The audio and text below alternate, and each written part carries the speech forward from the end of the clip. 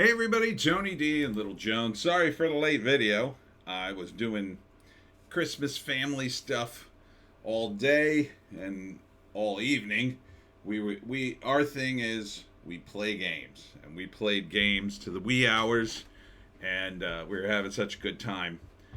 We didn't want to stop, so I think we wrapped up right around midnight. Um, so um, this is just sort of a low effort, hopefully positive video about Christmas. Christmas Eve for us. We're more Christmas Eve family. We do Christmas Day, but Christmas Eve is like the big event for Italians. We do the seven fishes. What was the seven fishes we had this year? Well, before I get into that, before I talk about my Christmas, I want to wish you, Joan, and I want to wish you a Merry Holiday, Merry Christmas. I hope you are with family or friends or someone, and if not, don't be too lonely, because I know I have some experience with loneliness, even though I have a large family, because I'm kind of an oddball. Always felt kind of isolated from people. Never felt like I quite fit in. Always felt I was intruding upon other people's fun whenever I walked into the room. And so, despite the fact that I have many, many relatives, I always felt like alone. And I know it can be rough, especially around the holidays, if you are actually alone or if you're like me. So, I want you to know, first off, thanks for tuning in. I know that a lot of people will use various media to sort of have a YouTube friend or a radio friend or whatever, just to hear a kind voice, and that's cool. But just in general, don't worry, because things eventually change. Sometimes they change for the worse, but they often change for the better, whatever your situation is. I mean, there are all sorts of different situations in your life, and, sometimes things get very frustrating, and if it's around the holidays, it's doubly so. But it's been my experience as someone I'm 56, and, I used to worry about things that, God, I'd be a nervous wreck right now if I was younger on certain topics. Now those things just don't even bother me. So as you get older, you realize the world turns and things just change. And sometimes you go through a good time, and for a while you might go through a little bit of a bad time. But hang in there; things will get better. And so, if you're feeling lonely tonight, I hope this message finds you well. My advice for you, and this sounds corny, but it does work, is to listen to positive things. Listen to things that make you happy, things that are positive. Now, sometimes, if you're like me, there are certain negative things you'll listen to that kind of make you happy. Like, I like to listen to James Lindsay's podcast about social emotional learning and various academic topics on the woke. But I know, too, that even though I like to listen to his podcast and find it very informative, those are negative concepts that if I listen to too much of that, I have to take a break. So you want to try to really focus on some positive things. Think about the positive things that are in your life. And because I found that if you do that, as corny as it sounds, it really does help. Positivity leads to more positivity. So, that being said, let me tell you about my evening. Perhaps it will bring a smile to your face. I don't know. So we do the seven fishes every year, and the seven fishes this year were lobster ravioli. Little heavy. I filled up on appetizers. I should not have done that. Garlic shrimp, one of my faves. King crab legs. Also, I like, it's really you're just eating butter. You know what I mean? Or whatever sauce you put on them.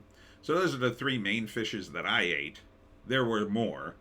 There was a salad with octopus. I didn't eat that. There were clams and spaghetti, so that's 5. I didn't eat that. I was too full on appetizers. I ate way too many appetizers. My sister-in-law made this like goat cheese spread with bacon and honey in it. It was really good. I just kept spreading it on bread. Rah, rah, rah. What were the other fishes though, doggy? The dog was going nuts, of course, because normally I feed her from the table, and when I'm over my brother's, I don't do that. He doesn't like that, so I have to kind of sneak her things, and there wasn't a lot of fish. Oh, bacala. That was number 6. Bacala is codfish. It's soaked. You have to soak it for like 2 or 3 days. And then you like put herbs and stuff on it. It's pretty good. I didn't eat a lot of that. I had a little bit.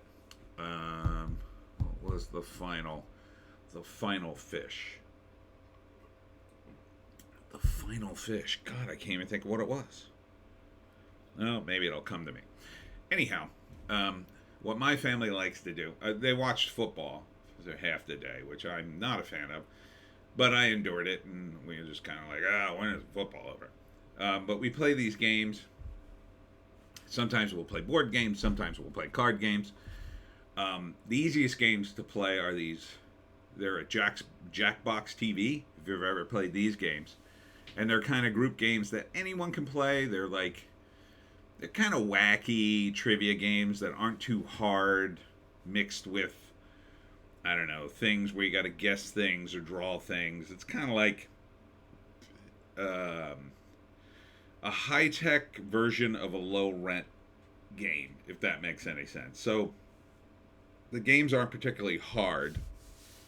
You don't need any particular skill set, although your skills can help. But in the end, they're the sort of games almost everybody's, no one can run away with these games.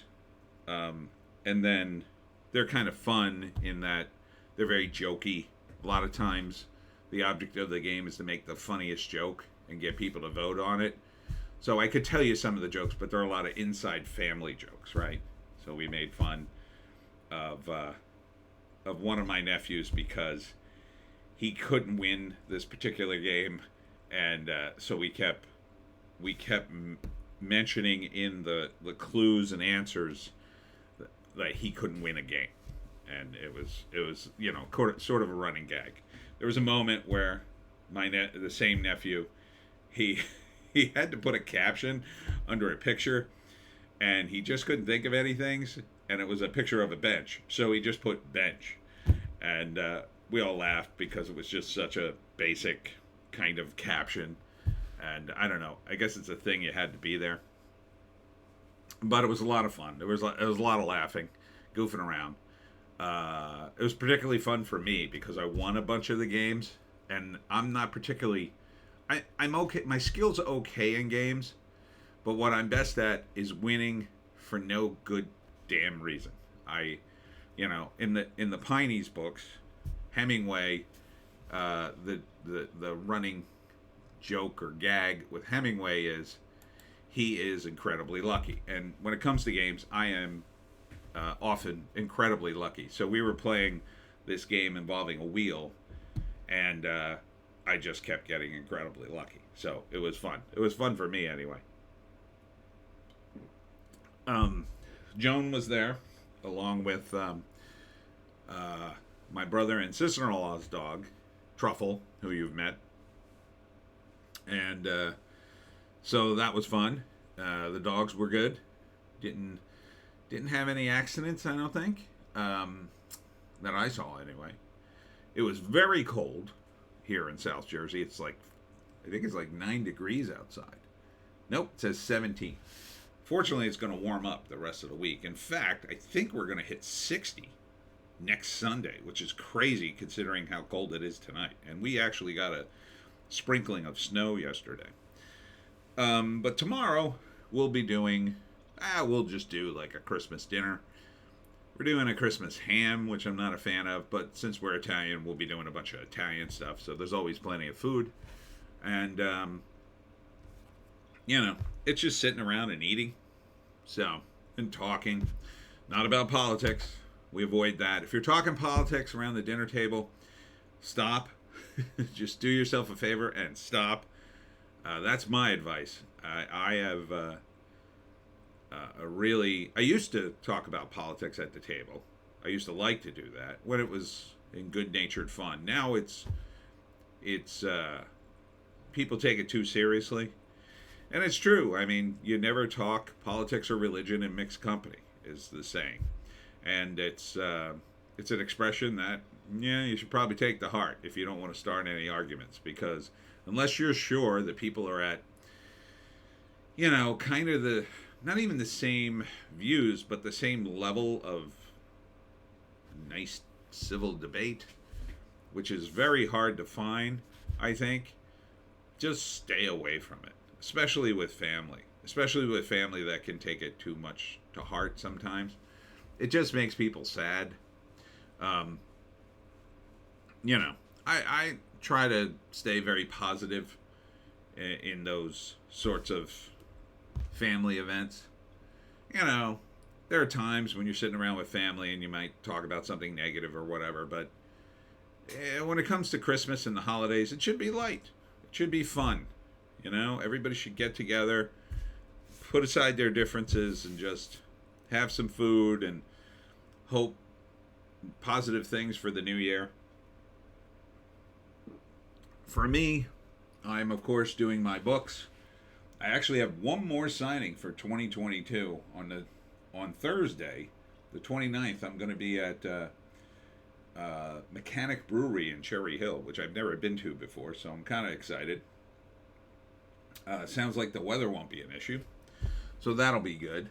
And I'm very much looking forward to, you can't see it, but I have this big calendar on my wall with all the year written out, and then all my various important dates. And this time of year, I take it off the wall and I erase it. First I take a picture of it because I like to have a record of my previous year, and then I erase it and then write all the days of the week next to the numbers, so I know what days are what, and then I start filling it in with my signings. And this year I got a ton of them, I'm happy to say. It makes me happy to say this anyway. These are my signings and appearances. See, for 2023, it's already filling up. 1, 2, 3, 4 for January. 1, 2, 3, 4, 5 for February. I got one for March, one for April, one for October. That is way out there. That is far in the future for me. Never scheduled things out quite that far, and this is just beginning. 2023 is already shaping up. So I'm excited about the new year. I know it may not be the best in terms of, the economy, but, the economy is surprisingly resilient, I mean, maybe I'll be kicking myself for saying this, but seems like we've been at least surviving. I mean, it hasn't been great. Hasn't been super positive. Things are starting to slide, but who knows? Who knows? Maybe things can hang on for another year, maybe even 2, before things really get bad. Maybe things will turn around. I mean, think about that. Not to get too far down into political stuff, but it's a strange thing. My luck has always been weird in that when things tend to go bad for other people, I tend to do well. So I know it's not something I wished for, but it just seems to be the tendency with me. During the early Obama era, when housing prices were crashing and things were going to hell, I got a house and was doing well for a while there. So you never know. You never know. Anyhow, I hope this video finds you well. I'm glad you tuned in. Sorry I didn't get to do all my regular videos, but you understand. It's the holidays. Tomorrow, I'm not sure what the hell I'm going to do. I think I'm definitely going to push back the live stream to Monday. It seems silly to do it on Christmas when everybody is probably busy. I know. There might be a handful of you going, oh, I got nothing to do. Do a live stream. But, yeah, I don't know. Or maybe I'll do 2. I don't know. I don't think I'll be home, and but I'm not sure. It's kind of up in the air. It's kind of like tonight. I didn't expect to be this late, you know. But it was a good night. I laughed a lot, and Joan is wiped out, as you can see. Oh, she couldn't wait to get home. Right, Joan? Oh, poor sleepy baby. Poor sleepy baby. All right, that's it for me, Tony D, and Little Joan. I am going to make one more video exclusive to the alt tech stuff about something off the top of my head I've been wanting to talk about a while, and I think I talked about before, but I'm going to get into some specifics. So if you want to tune into that, it's just going to be 2 videos tonight, and we'll see you tomorrow. Merry Christmas.